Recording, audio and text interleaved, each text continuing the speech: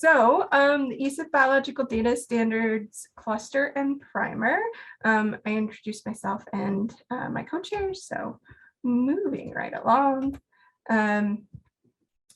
The way that this cluster kind of got kicked off is there was a workshop co-hosted by the Integrated Ocean Observing System and the Earth Science Information Partners. It was a biological data standards workshop, and we had 90 participants. We got together and discussed biological data standards. It was mostly related to marine biological data because that's who was there at the workshop. And we had several themes, but the one I want to bring to your attention is building a community of practice. So after the workshop was finished, we decided that it would be good to continue the conversation and start up this cluster. The problem that was identified in the workshop and kind of the reason for the workshop and the cluster is the diversity of biological data and seeming lack of overarching community standards makes working with biological data challenging. There are standards out there for biological data, but they're not always used. Not everyone knows they exist. They can be confusing about how to apply them or when they're needed. And so the biological data community in the US could benefit from guidance, best practice documentation, training, and community building. And so the goal for the ESIF Biological Data Standards Cluster is to maximize data relevance and utility for understanding changes in biodiversity over time. If this sounds like something you'd be interested in, we have monthly meetings on the first Thursday of the month at 1400 Eastern. We have a channel in the ESIP Slack, it's called Biodata. We have a wiki and a mailing list, so come join us. There are a couple other working groups or clusters that I think it's good to talk about where this particular cluster fits in. So the ESIP Biological Data Standards Cluster is meant for any biological data standards across domains, so marine, freshwater, terrestrial, and so it has a sort of very broad scope in that way. The Standardizing Marine Biological Data Working Group is a working group I have to apply specifically Darwin Core to marine biological data, so very focused in that way. And then there's the ESIP Marine Data Cluster, but obviously that cluster is dealing with more than just biological data, but any marine data. In one of the first meetings of the cluster, we had a Slido poll and we asked people how would this cluster will be successful if it, and here are a few of the responses: if it increases awareness and adoption of biological data standards, enhances widespread interest in standards, is able to provide clear guidance to someone outside of the cluster, becomes a clearinghouse for guidance related to biological data standards. So with those sort of goals or thoughts for how the cluster could be successful in mind, we started with a primer on biological data standards to kind of help spread the word and increase knowledge about these standards and that they exist. The primer has been published on the ESIP Figshare, so it's out there and accessible if you want to make use of it yourself. The aim for this primer is to assist data managers who are unfamiliar with biological data standards with understanding what's out there. So specifically targeting data managers tasked with managing biological data. And there's a link to the picture. Hopefully you've seen it in the chat as well to get to it.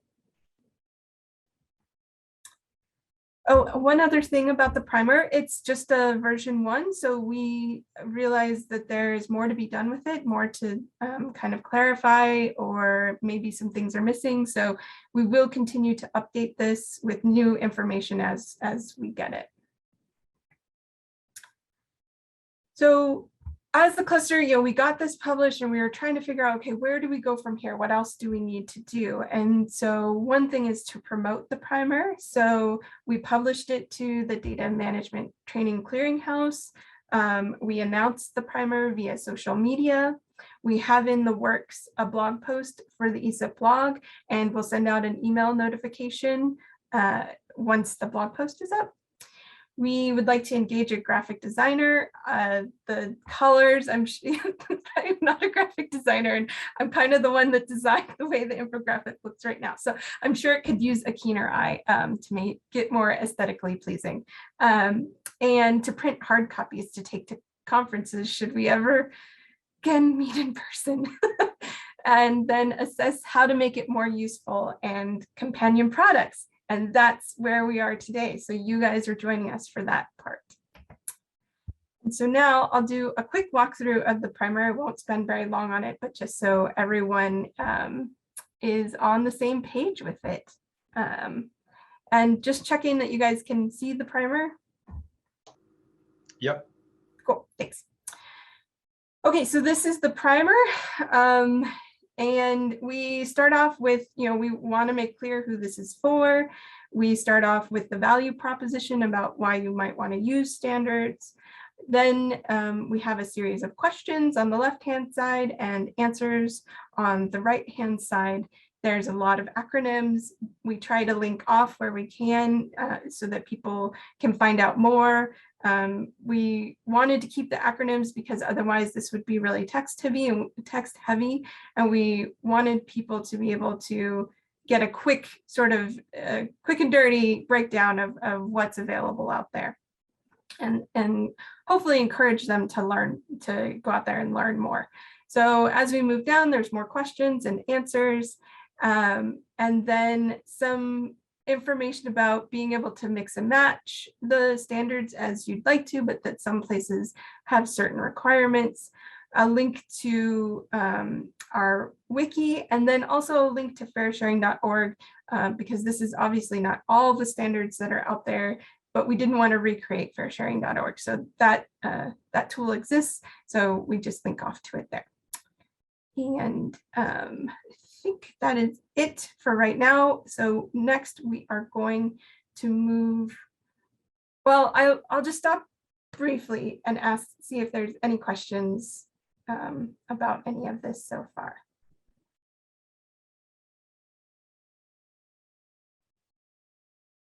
Okay, so we'll move on then to the panel, and let's see.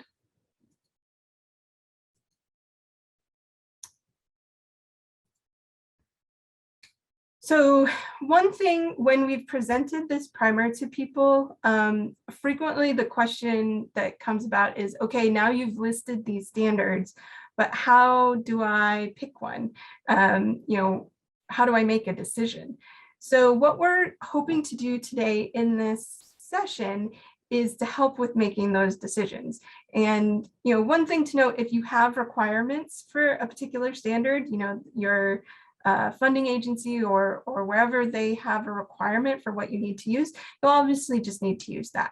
But if you are able to just choose, we're coming at this from the idea that you can choose whatever you would like or fits best. And so we want to start to provide people with more information about the standards and hopefully give them some of the information they need to make a choice. So that's why we're hosting this panel today. We have 3 questions that the panelists are going to address, which is, what is the best, most common use case for this standard? What does this standard uniquely offer that other standards don't? And what are the limitations of the standard? What doesn't it cover? After the panel and a little bit of discussion time after, once the panel's done, we will go into breakouts with the fake information data that we have and fake information metadata. And hopefully what we've learned from this panel will inform us for the breakouts. So I will stop sharing my screen and I'm going to introduce our first panelist. So first, let me introduce Margaret O'Brien. Margaret is a data curator with the Environmental Data Initiative, a repository funded by NSF. She is also an author of the EML specification. And so we're going to start off with EML. Margaret, take it away. Okay, So the first question, what was the best and most common use case for this standard? So with EML, data packages are typically data tables that are grouped into a coherent whole. So an EML record or a document then is part of that package and describes those tables. EML is widely used for data sets about ecosystem level observations, these that have complex measurements and methods. Since you can arrange the tables any way you need to, the way that best suits, or in a way that best suits that particular data. EML is particularly useful for wide data tables, and virtually any kind of tabular data will fit. It's an exchange format for large networks like the LTER. What does it uniquely offer for biological data that the other standards don't? So with EML, the table level details are entirely contained within the metadata document. So there's no need for external definitions like a code list. EML is really good at describing the details of a column of data so that the data values in the tables can actually be read into analysis systems using that metadata, or even like a relational database. And as of version 2.2, the current version, EML can link to external ontologies. I said earlier that EML was particularly good for wide data tables, but if you have a long table arrangement where you've pivoted a wide table into a key value pair or unit arrangement like a Darwin Core archive, you can define the allowable values for the column in the metadata as well. And of course, you can do that with a wide table too. What are the limitations of this standard, and what doesn't it cover? Like I said, it covers almost anything, and it's particularly good at tabular data. But this sort of the same self-contained nature, in that there can be little control from outside lists. This means that when the description is left up to the EML constructor, usually a data manager, that individual data sets can look quite different from each other, even when they contain similar measurements. And having those external code lists, which we know exist for some kinds of observations, having these exported as EML snippets would actually go a long way to reducing that heterogeneity, because the constructors could then select measurements from lists. EML is not particularly good at spatial data. That would be like data that you're going to import into a GIS system, or data that's typically formatted as netcdf. There are ways to accommodate both those, because there's a data type for any kind of basically a blob. But if you have data where you're required to use a specific database like GenBank for genomic data, those systems will have their own metadata formats, which are not EML, but that's more of a repository choice than it is an issue for the metadata format itself. And if you have something like genomic data, though, there are ways to combine that data with other data that's described in EML, and there's recommendations for that are out there. And I think I'll stop there. Great, thank you so much, Margaret. That was excellent. And so next up, we have Sarah O'Connor is going to talk to us about ISO. So Sarah is a metadata specialist and data manager with NCEI that supports NOAA's Coral Reef Conservation Program data management efforts. Sarah? Thanks, Abby. So the first question that we kind of tackled when getting this list of questions is, what do we actually mean by ISO? When you Google the ISO biological profile, you actually get results, but there's, I guess, questions in the community as to whether the biological profile of ISO actually exists. When ISO was first released in 2003, it was designed with the concept that it could be extended. And because the biological profile of CSDGM was in widespread use at that time, the ISO authoring committee used that profile of the original FTDC as an example of how you could extend ISO. But at the same time, no one has actually taken ownership of the ISO biological profile. So there's no community that's actually advocating for it or sort of evolving it as ISO was updated in 2017. There's no new version of the biological profile for the newest version of ISO. So from our concept, this discussion should really focus on -1 and -2, which are the published standards versus the biological profile. So what's the most common use for ISO with respect to biological data? It's required for most federal agencies. So, I mean, I think most people use it because it is a requirement, but ISO in general is data type agnostic. It can be used to document any environmental data. It's also sort of like file format agnostic in many ways. So you can document tabular data, GIS data, netcdfs. So there's a lot of ways in which it really is beneficial because you can document both your biological data as well as the ancillary variables you might collect at a field site. So what does it offer that other standards don't? It's an international standard and it's sort of used across countries globally. So there is a wide community of practice that actually knows how to read this metadata, creating more interoperability. That sort of, as an established ISO standard, it's also accepted within the commercial sector. So you're more likely to find tools just out of the box that can support authoring this metadata, both from a writing standpoint, as well as a catalog or discovery standpoint. And because it's required for many agencies, if I decide to use a different standard, I also need to be willing to invest the resources needed to translate it back to ISO in order to meet my agency requirements. And finally, ISO addressed a number of the questions from the original FGDC biological profile. Spatial information is now sort of optional, and you can enter it in as both coordinates or just text values. And a lot of the additional citations, ISO is much more flexible. So the original FGDC biological profile had added citations for taxonomy methodologies. You can just do this out of the box with ISO. What are the limitations? The key one that we found was it's missing taxonomy information. Taxonomy, you either have to put into free text fields or keyword fields, and it doesn't support any type of catalog hierarchical search to find information for a specific species. And well, we can say that you can put in keywords and include the taxonomy there. We've found that metadata authors, if they're given a generic term for keyword, they tend to aggregate up. In my community, you might write hard coral cover and consider the individual species as data set level information and not part of the documentation. But from a catalog search, if I'm trying to find presence, absence of specific endangered species, that missing documentation means I need to open up every data file to be able to find it. So while you can say ISO is flexible and you could put taxonomy information in there, by not requesting it specifically, you tend not to get it from the metadata authors. And finally, ISO has the ability to capture most information that's relevant to biology, methods, quality control, data access, where physical specimens might be. But because ISO's incredibly flexible, we tend to store that information in many places. So the ability to retrieve it in an automated fashion is often difficult. And to truly use ISO in the biological community, we need to sort of adopt some sort of standards of practices. This is the best place where to store that within the standard. And with that, I will close it out and pass it to the next person. Great, thank you so much, Sarah. That was very informative. So next up, we have Dennis Walworth, is the data manager for the USGS Alaska Science Center and currently on assignment to lead the survey's ISO metadata transition project. And he's going to talk to us about CSDGF. Thank you, Abby. Can you hear me okay? Thanks.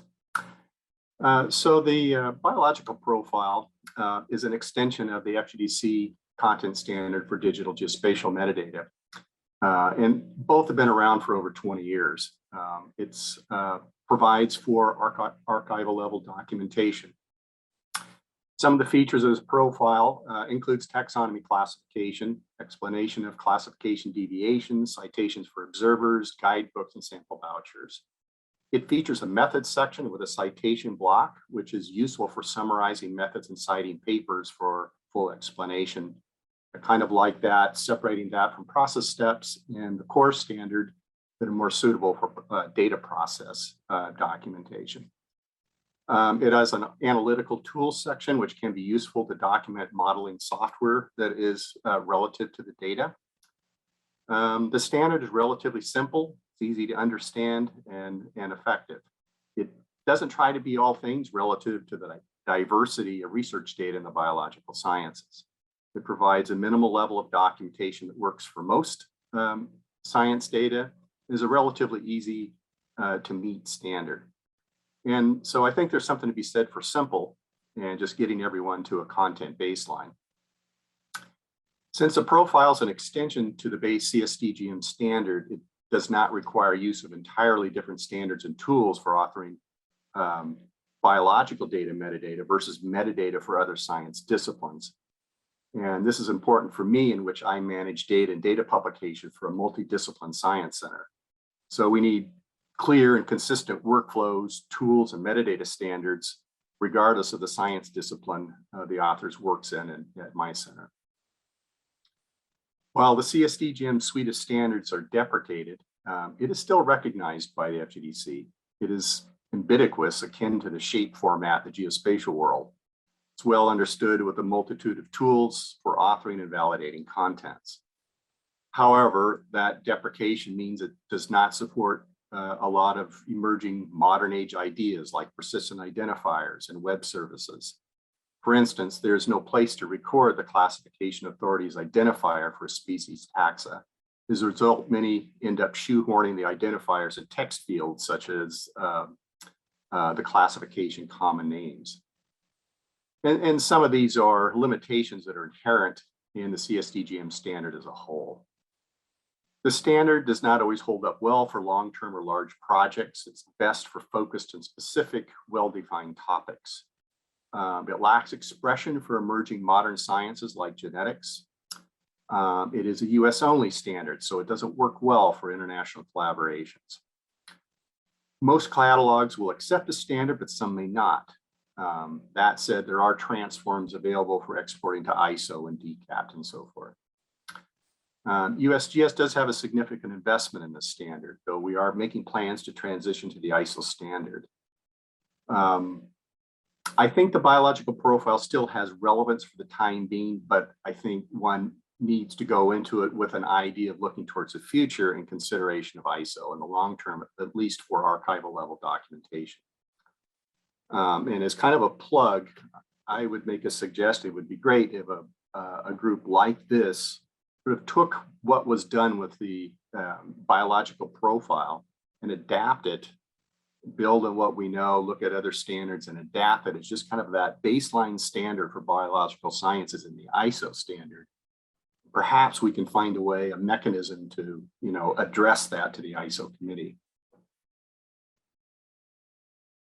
Thank you. Great, thank you so much, Dennis. Yeah, great suggestion. And seems like something that would be really relevant for this community to take up. So lastly, we have Pierluigi Buttigieg from the Helmholtz Metadata Collaboration, GeoMar, and he's here to talk to us about mixes. Yeah, so MIX, the minimal information for any sequence, is a combined checklist from the Genomic Standards Consortium. And that consortium was a grassroots organization that was put together because genomic information and other omic information, transcriptomes, etc., really severely lacked metadata, despite some of the world-class services provided by the INSDC, so that's GenBank, ENA, and the database DDBJ in Japan. They got it down for hosting the sequence data itself, but the metadata was sort of all over the place. So a group of genomics specialists got together and said, we need to fix this, and founded the Genomic Standards Consortium. They came up with the minimal information for a genomic sequence, MIGS, for a metagenomic sequence, MIMS, for a marker gene sequence, MIMARCs, and then eventually said, okay, we can't keep doing this. Let's call it MIX, so for any sequence, yeah? And that's where MIX comes from. It's a profile that's really dedicated to that omics space. And it started as just a bunch of spreadsheets with key value pairs. And the INSDC then bought into it and said, great, and has implemented it in their systems. So you can then upload into any one of these systems a mixed block with that metadata.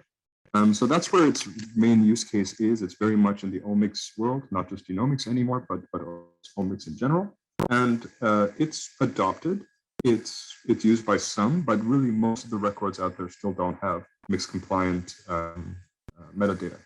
What does it offer? What does it uniquely offer that other standards don't? It's mostly the community aspect of it. The fact that when MIX has extensions, so there's a core MIX set of metadata fields, which is just your standard, please fill this in, otherwise we have no idea what this string of sequences has to do with anything. But then communities come and say, let's create extensions. So human skin, for example, or marine water, or symbionts more recently, or agriculture and agronomy. And teams are put together, they come up with an extension to the checklist and say, okay, in our field, this is what people want to know about omics. So that's a value that's quite important, and that's what keeps going. What are the limitations of the standard? Well, again, it's a grassroots community and it started primarily with biologists or omics specialists, microbiologists, metagenomics folks.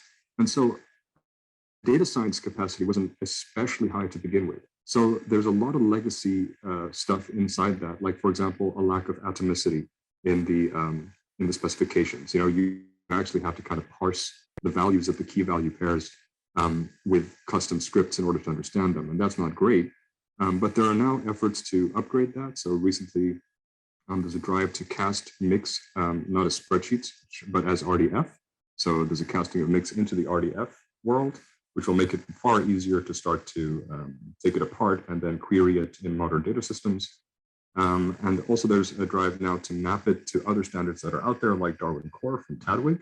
There was a task force put together to do a sustainable mapping, not just as a one-off thing, but to get the standards organizations themselves to agree to maintain that mapping. So if you're using one, you can also cross over to the other standard without, with the confidence that it has been looked at by the standards organizations. And I think that's a model that's quite important. Specifically for this cluster, one of the things inside the mix extensions is a lot of environmental data from the marine side, from soils, from whatever. The extensions you'll see have a lot of environmental things. And those don't really map over to standards used in the earth and environment world. So that's a real opportunity to do. In fact, in that GIBWIG task force to try to map Darwin Core and Mix, we wrote a report that sort of summarizes some of these strengths, weaknesses, and opportunities. And I'll just drop a link bomb in the chat where you can access all of that for further reading. So that's a little briefing there. It's getting the omics community's wishes and expertise together. And now we're poised to sort of formalize that a little bit more and get into the let's say, professional data science. We're eager to do that at Helmholtz too, as we're like federating our data resources across biodiversity and broader earth and environment holdings. So thanks, Abby, back to you. Great, thanks, Pierre. So this was just a quick whirlwind through the 4 standards that we have listed in the first section of the primer. We're hopeful that this gives all of you here the basis you need to kick off from to go into our breakout groups to discuss, to kind of take a data set that we've shared and metadata narrative and kind of make some decisions and work through that process. But first, we had a lot of great information. I know it came at you kind of quick, but I wanted to see if anyone had any questions or comments following this panel. So I'll open it up to all of you all.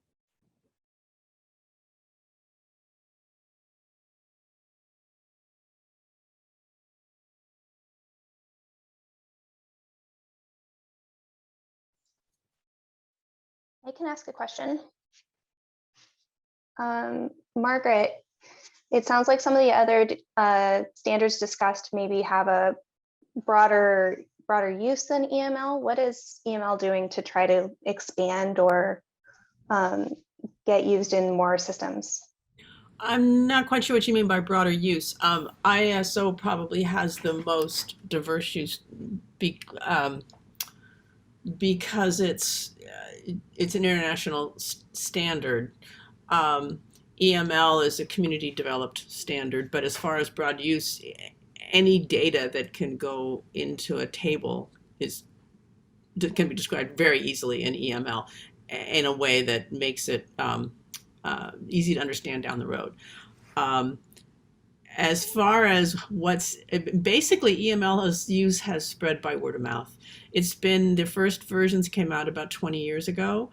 And I really couldn't tell you how many groups and institutions are using it now. There's probably hundreds of catalogs that are based on it. There are, I'm not the person to answer this question.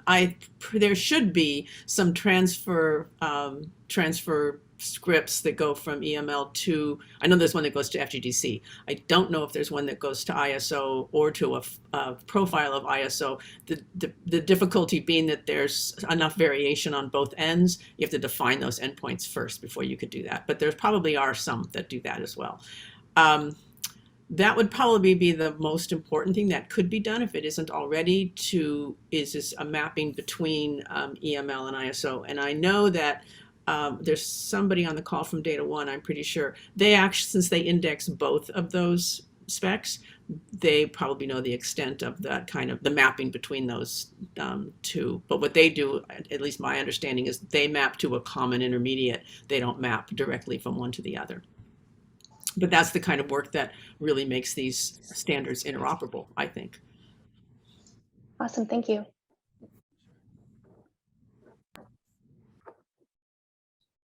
Daniel? So thank you.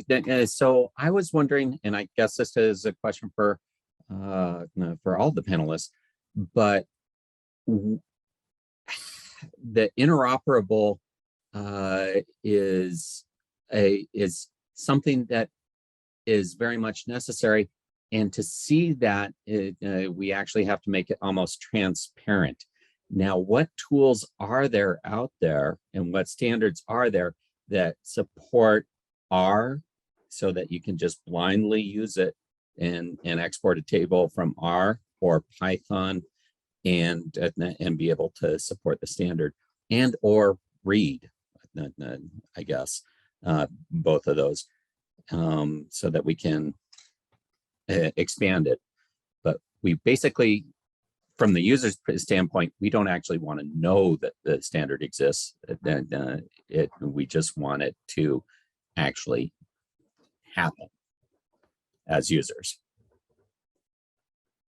I can answer that for EML. If I think what you're asking is that as a scientist wants to use data that has a metadata description in one of these standards, what's the easiest way for them to operate? With EML, the repository that I work with, and actually this was developed in the LTER network, we did not develop this code. There, if you go to any data package with tabular data in the catalog, there is a transform script that basically we transform the metadata into the read script for that data table. And it's available for R, Python, MATLAB, I think there's a tidyr, SAS, and SPSS. And I've also seen it done into databases where you can actually take the, there's a package that takes the metadata and then can import the data table into Postgres or MySQL or several other databases. Wow. But these are tools written for, but they're written generic. They're very generic. They just take the metadata in the table and say, because this is typed as a string, then it would become a character. That kind of work is done for you. I can point a link if you want to see one. I'll put a link in the chat to a data set that has this. Thank you. And you just gave me one of my labs for this semester, and of course I'm teaching. Perfect. You know, I've been told that this is one of the best features of our data catalog, and it shouldn't be down at the bottom of the page. It should be like right up at the top next to get the data here. But we have to rearrange that view, I think. Let me go find a link for you. Dennis? A couple of thoughts on that. So there are some tools for CSDGM. Metadata Wizard is one that will introspect the data dictionary and will pull all that information in for you. You just point it at a table and it will build out the data dictionary for you. Of course, you have to still go back and add definitions and so forth, but it'll save a lot of labor. Another little point is I'm a co-lead for a tool authoring project called the Entity Toolkit. And it's intended to kind of help organizations transition from CSDGM to ISO. Its internal language is JSON, NBJSON. And of course, JSON is kind of easy to write to. It's much less verbose than XML standards. So that's another option. You could write from R or whatever else you're using, write to NBJSON, kind of build out, a core data record and bring it into an editor, finish it off, and it has a translation feature. You can choose what XML format you want to translate to, whether it be CSDGM and various versions of ISO.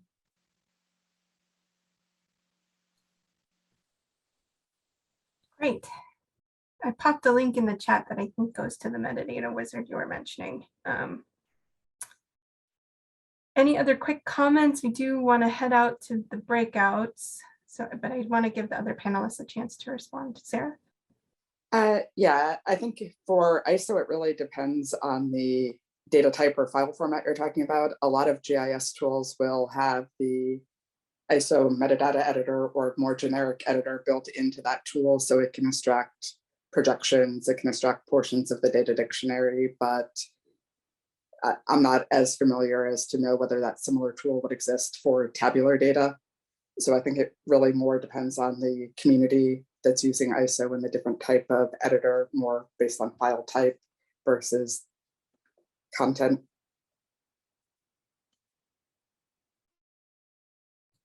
Gotcha. Yeah, and I do see there is one question for Pierre. It looks like Pierre answered in the chat, so maybe we have that covered. But Stace, let me know if that doesn't address your question.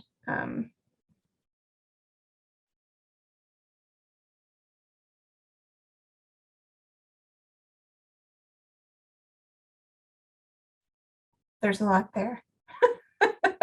Maybe Stace, if when we come back from breakouts, if you still have a question about this, can we talk about it then? Does that work? Okay, great. So now we are going to move into the breakouts, and let me bring up a slide. So you guys kind of have a sense of what we are going to do in these breakouts. A lot of clicking. Okay, so we have an example data set and metadata narrative, which we think kind of is representative of what data managers usually receive from data providers when they are beginning to document a data set. The data are not, they're fake information data, so it's don't do anything with this data. It's not accurate at all. But we want you to take this example data set and metadata narrative. In the breakout rooms, we want you to make a decision on what to use and why you selected it.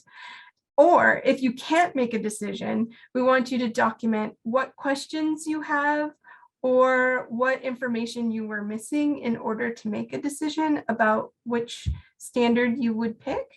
And we're hopeful that by doing this, by going to the breakouts and doing these discussions, that we'll discover maybe some places that we need to expand, have more information out there for people to make the decisions, and to decide if there are any companion products that we want to produce from the cluster that will help people in making these decisions. Any questions about what we're doing in the breakouts? Hey, Abby. Yes.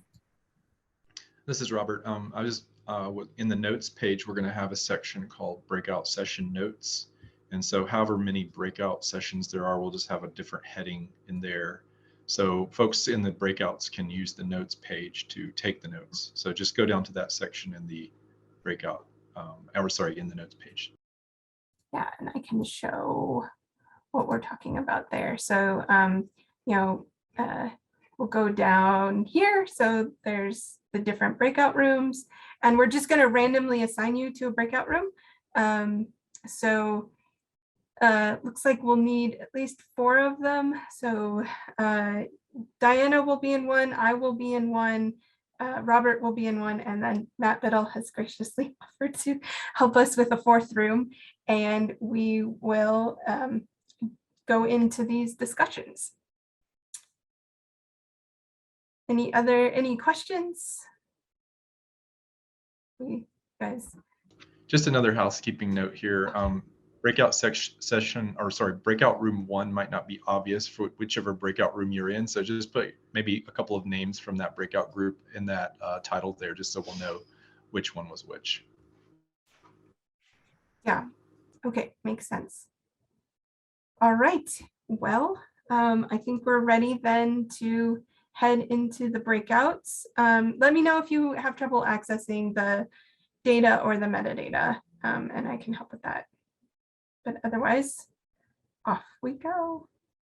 Oh, the breakouts, sorry, they will be, at this point, I think we need them to be 20 minutes.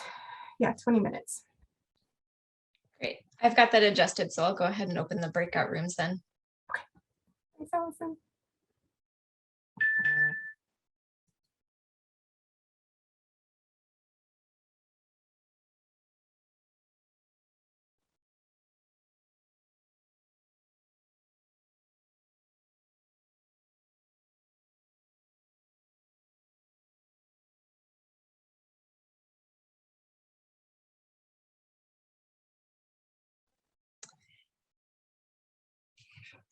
Jason, do you have a preference for which room? All right, then I'll go ahead and pop you into the first one.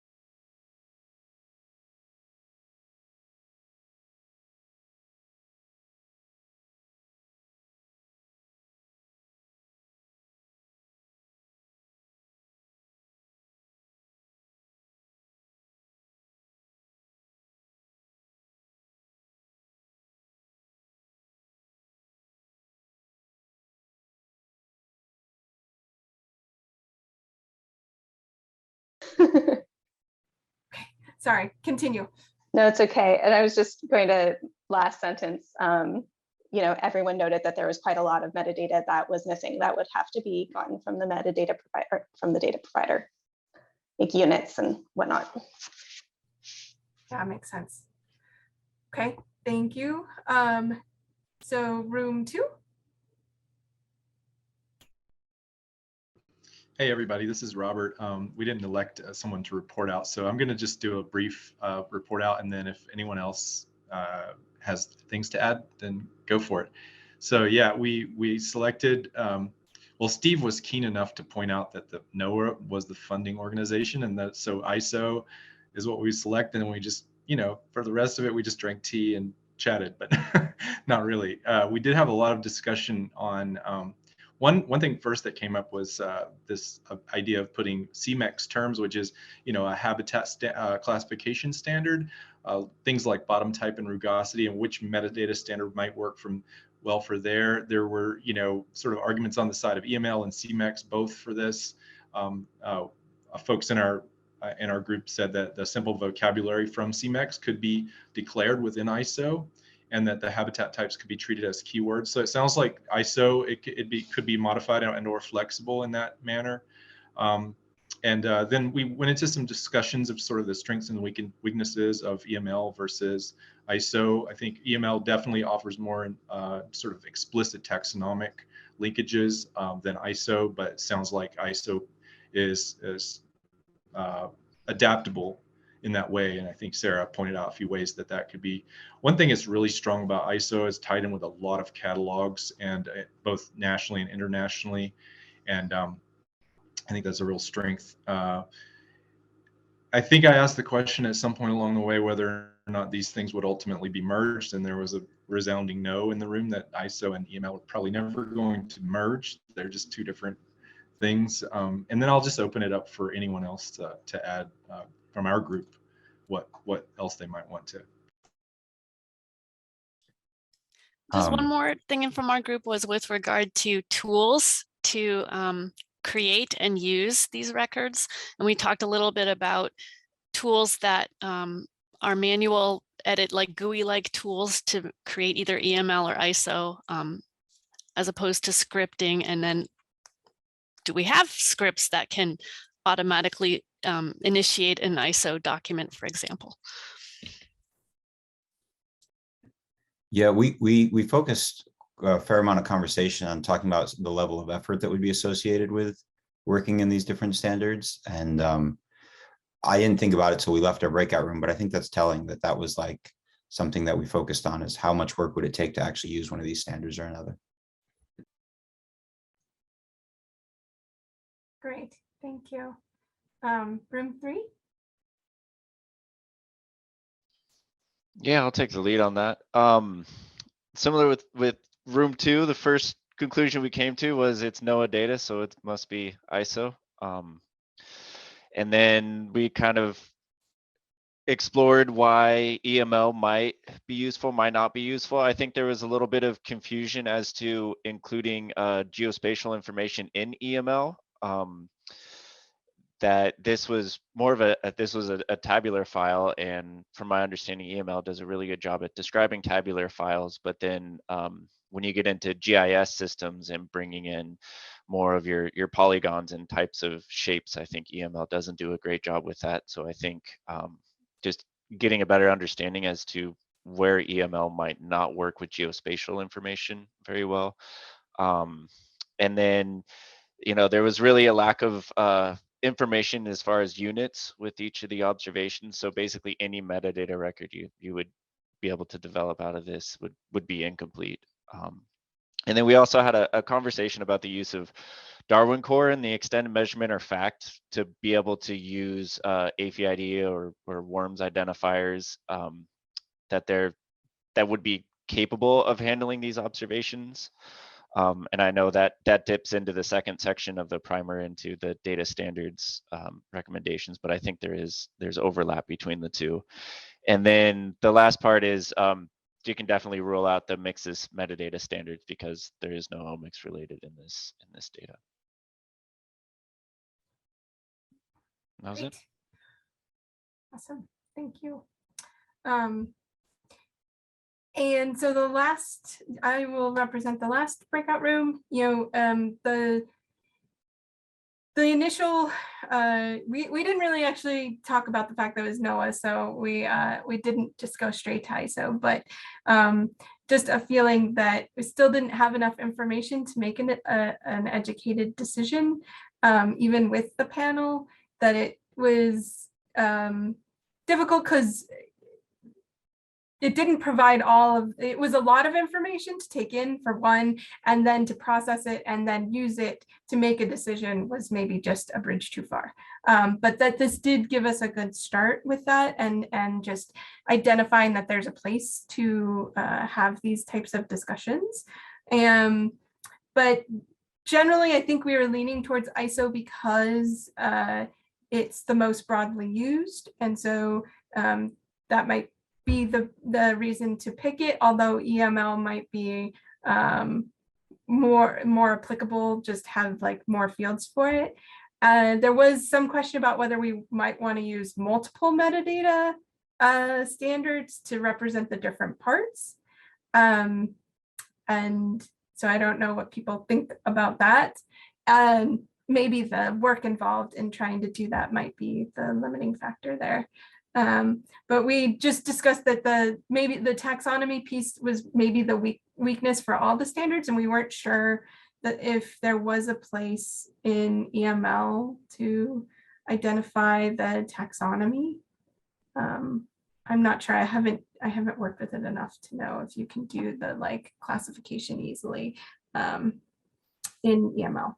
So I will end it there. Did anyone from my group want to add anything else?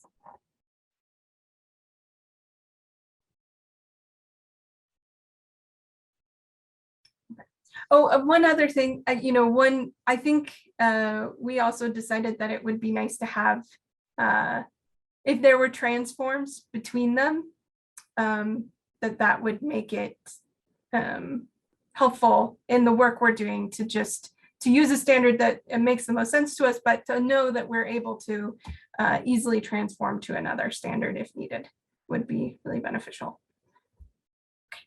So at this point, go ahead, Mark. Yeah, I'd like to, we're into discussion time now. So go ahead, Margaret. Oh, cool. Good timing.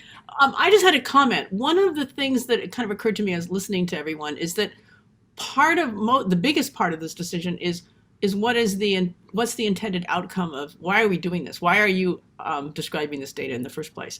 And correct me if I'm wrong, the general feeling that I have is that the agencies are mostly concerned with archive, and the data goes to NCEI for archive, the long-term, 100 years or so is the minimum, which is fabulous. And that typically the groups that are using EML tend to be more focused on promoting reuse. And so they have catalogs where it's relatively straightforward to find the data set, which may or may not be easy to do in NCEI. The EML spec, because there's a lot of metadata that lets you, like taxonomy, like polygons that are easy to map, that's actually relatively easy to do with EML. And so depending what your goal is for this data set, that may drive part of your choice. And there is NOAA data in EML. We have some, so it isn't the only place it can go. That's it. Thanks, Margaret. Ted? Thanks, Abby. I think if you're talking about EML and ISO, just what Margaret just said, I mean, both of them do geography features essentially the same way, right? Everybody's using GML. So there's no difference between geography in EML and geography in ISO, I don't think. But the thing that you said, Abby, about combining different standards to get the full picture. Sorry, I've got a little frog in my throat. I think that's really something that this group should consider, because trying to do taxonomy in generic scientific metadata standards like EML, or let's say more like ISO, is really trying to fit something into the wrong shoe or something. And one of the things we did when we wrote -1 is we added in the capability to ISO to point to other metadata records that are associated with the data set that you're describing. So there's two things. There's something called additional documentation, which was meant for pointing to scientific papers, reports, documentation being unstructured, generally unstructured information that supports reuse.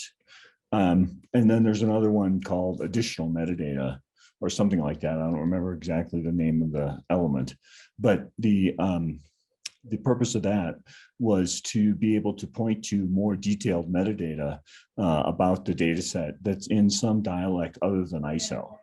And we did that specifically to support situations where people were translating to ISO from some other dialect, and ISO didn't include all of the ways that the things that dialect had. So the idea was that you could point back in sort of a lineage fashion to the source of the metadata that was translated into ISO.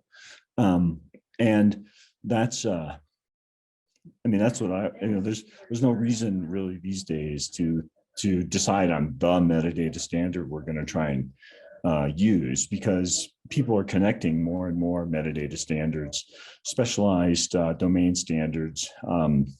It happens in ISO. It happens, I'm sure you can do the same thing somehow in EML. Margaret can either nod her head or shake her head, but yeah. And you can do the same thing in DataCite. So DataCite has a relation type for a related identifier, which is called has metadata.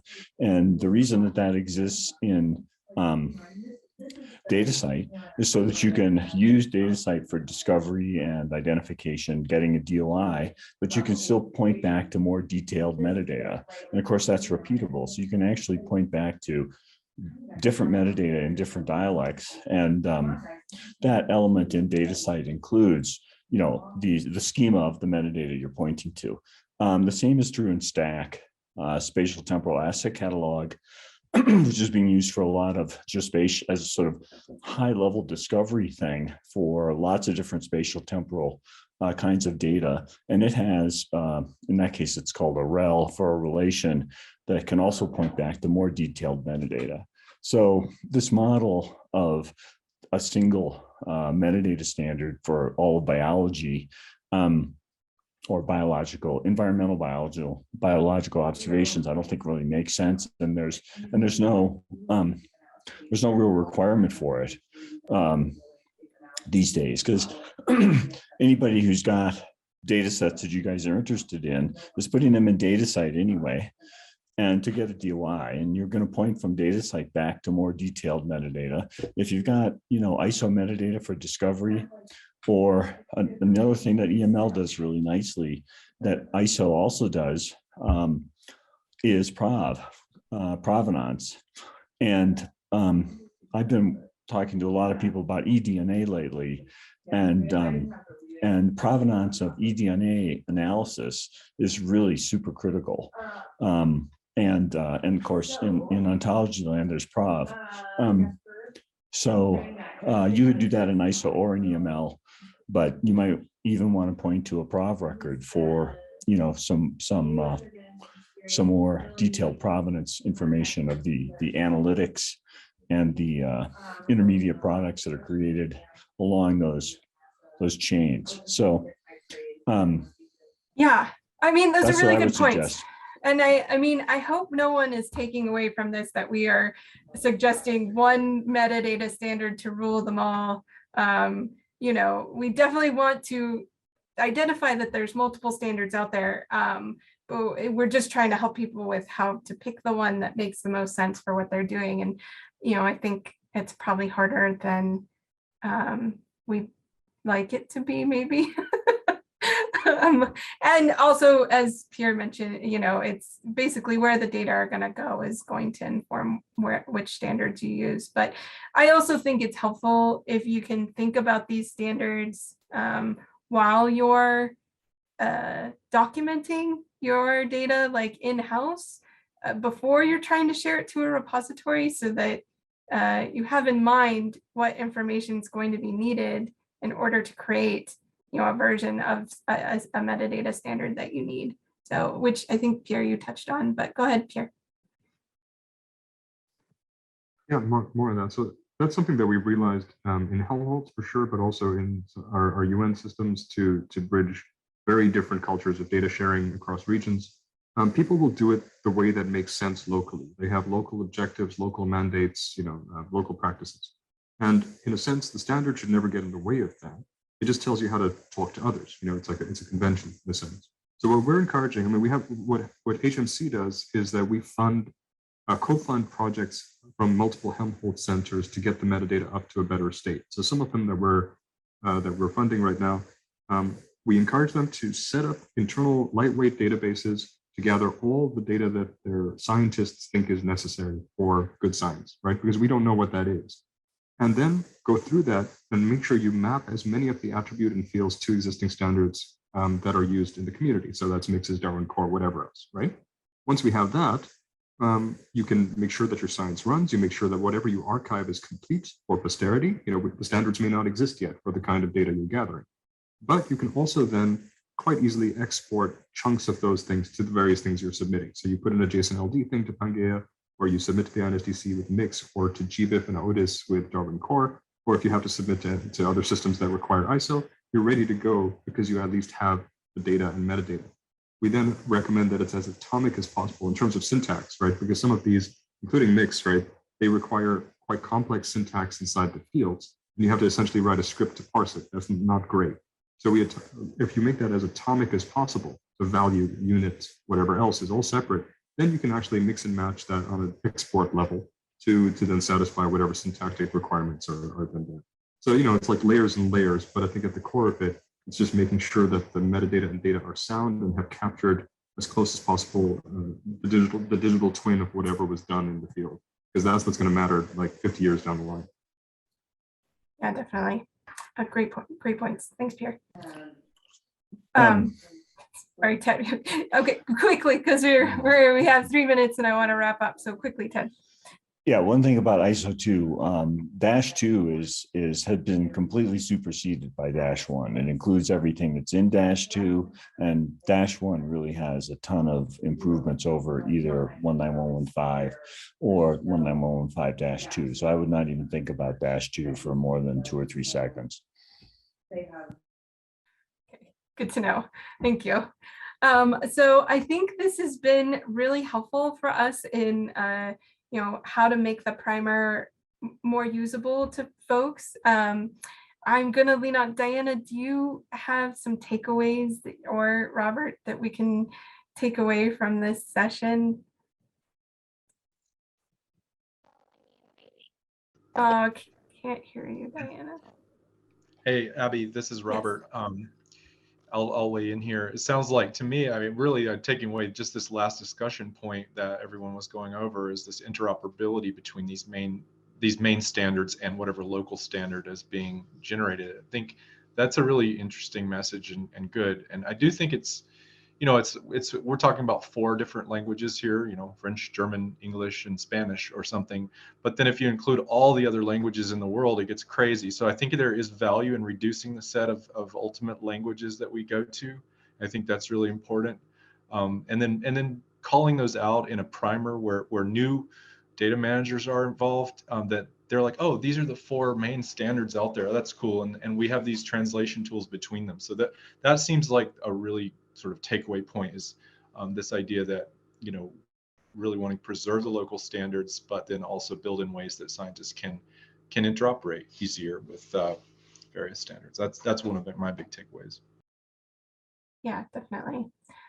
I think related to that, I think one that I took away from this is documenting the ability to transform, or trying to at least make clear to people that you can transform between them, or it could be something that the cluster could help highlight, so that people know that that's possible, like all the things that Ted was talking about, where there's places to link in ISO to other metadata standards, you know, making that clear to people could be helpful. So thanks everyone for your participation in the session. We really appreciate your help with it. And we hope you'll join us for some cluster biological data standard cluster meetings in the future. Our next one is on February 3rd.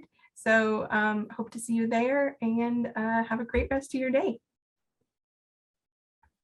Everyone. Thanks, Abby. Thank you. Bye. Thank you. Just a heads up, Abby, I will save the chat and I can put that in at the bottom of the doc for you. Okay. Great. Thank you.